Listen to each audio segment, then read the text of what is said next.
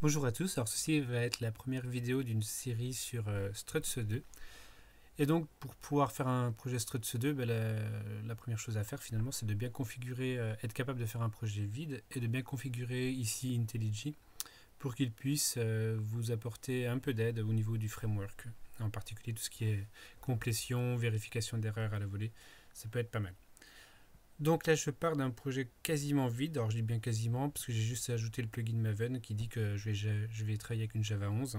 Et j'ai aussi le petit plugin Jetty qui me permettra justement d'avoir un serveur d'application pour exécuter notre application Hello World que nous allons générer. Donc en fait, on va partir de la documentation officielle qui est présente sur... Alors c'est pas du tout ça. Voilà, sur Struts. Et on va justement prendre les briques par briques et essayer de construire notre application et configurer au fur et à mesure notre IntelliJ.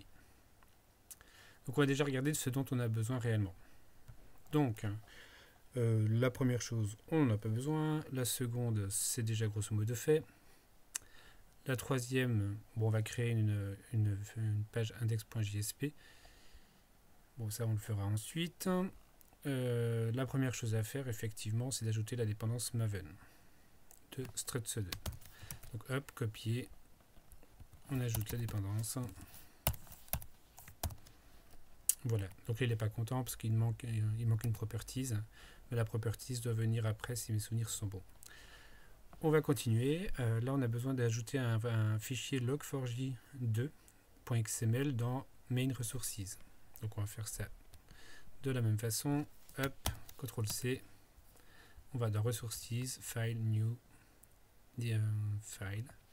Donc c'est log4j2.xml. Et on colle. Ok. On a besoin d'ajouter les dépendances concernant log4j.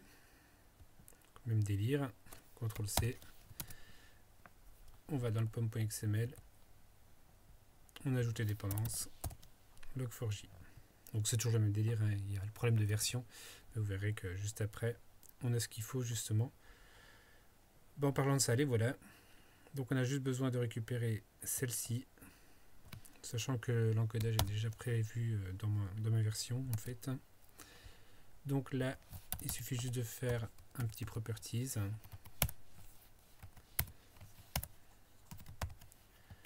Hop, et on met les deux propriétés. Alors on peut mettre la 2.5.20 qui est la dernière version, enfin une des dernières versions de Struts 2. Voilà. Donc on va regarder ce qu'il y a encore à faire à ce niveau-là, mais je pense que niveau Maven, c'était la dernière opération à faire. Donc on va pouvoir importer les changements. Et donc nous avons toutes les librairies qui viennent s'ajouter ici.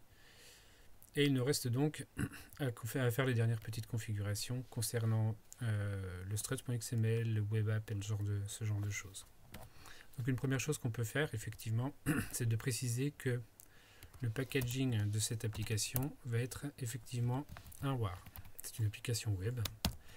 Donc de cette façon-là, on sait nous générons un WAR. Et du coup, la même chose à faire, on va créer un dossier web app qui accueillera toutes les sources, toutes les JSP et éventuellement les CSS et tout ce qui peut arriver dessus. Donc on va faire enable auto import toujours. Là pour le coup il a détecté qu'effectivement c'était bien une ressource web. On va ajouter pour ceci un descripteur de fichier, un web.xml. Donc new project structure. On va arriver sur facette. Hop.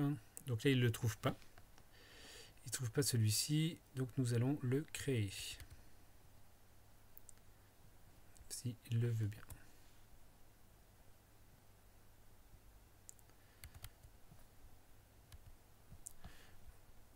Pardon.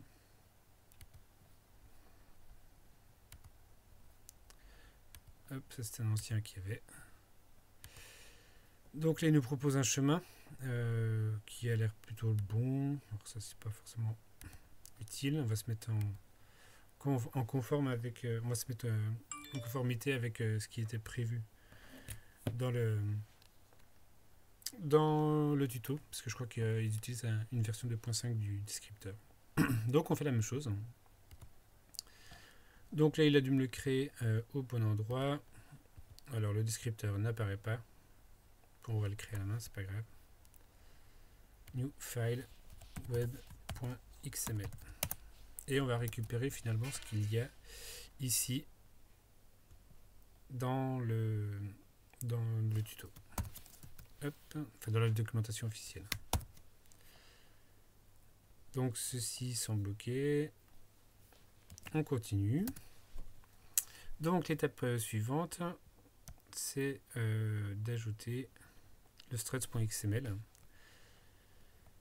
Donc même délire, hein. CTRL-C. On va dans Resources, path, New File, struts.xml et CTRL-V. Là, en fait, au moment où j'ai fait ça, vous avez vu qu'il y a un framework detected. Donc, il a détecté un framework qui est effectivement Struts2. Donc, on va voir. Alors, si jamais ça n'arrivait pas, on va faire comme si ça n'arrivait pas chez vous. On va aller dans File, Project Structure. Donc là, il s'avère qu'on a juste besoin d'aller dans Web. On ajoute Struts2 en facette. Et voilà. Et du coup, il nous demande simplement de définir un file sets. Là, vous avez juste à faire plus. Et normalement, vous allez détecter tout ce qui est struts XML et struts default, dont on a besoin aussi. Et on valide une bonne fois pour toutes. Donc là, il y a juste là où il n'est pas très content. Alors là, c'est intéressant parce que vous voyez que justement, il détecte qu'il n'existe pas d'index.jsp à partir de la racine. Et effectivement, quand on va dans Web App, il n'y a pas de telle page. On va créer notre propre page à nous. On va mettre ça dans des JSP. On va créer une page new. J'aurais pu mettre new JSP, hein, c'est mieux. On va l'appeler accueil. Donc dedans, page d'accueil. On va mettre un beau H1. Mon Hello World. Très bien. Une fois qu'on a ceci, il faut aller définir dans struts le petit truc qu'il n'y a pas encore. Donc là, pour ça, c'est pas forcément obligatoire. Pour l'instant, on va le mettre à la racine. Mais effectivement, quand vous avez des domaines fonctionnels, vous pouvez commencer à nommer des packages. Enfin, lui, j'ai pas besoin de le nommer en fait, en réalité. Oups. Bon. Voilà, à la racine.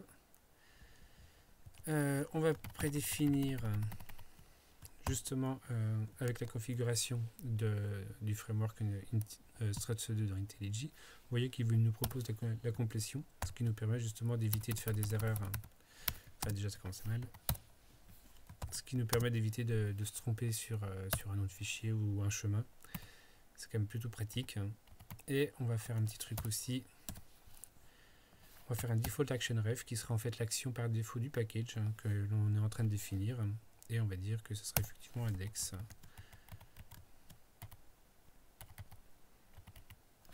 Et normalement, je pense qu'on est bon au niveau du paramétrage.